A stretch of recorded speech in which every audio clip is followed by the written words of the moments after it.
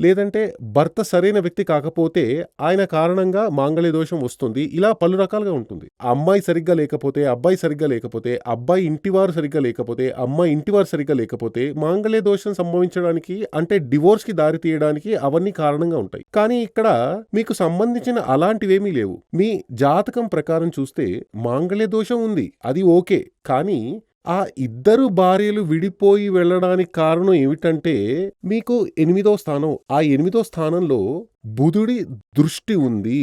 Plus దాంపత్య జీవితానికి అధిపతి అయిన వీనస్ అంటే సెక్సువల్ లైఫ్‌కి అధిపతి అయిన శుక్రుడు లగ్నం యొక్క 12వ స్థానంలో రాహుతో చేరి ఉన్నాడు. అలా ఉంటే ఏమవుతుంది అని అడిగారు. మీకు కామవాంఛ మనసులో ఉంది కానీ శరీరంలో లేదు అని చెప్పాను. మీకు కామవాంఛ మనసులో ఉంది కానీ శరీరంలో లేదు. మెంటల్‌గా ఉంది కానీ ఫిజికల్‌గా లేదు అని చెప్పాను.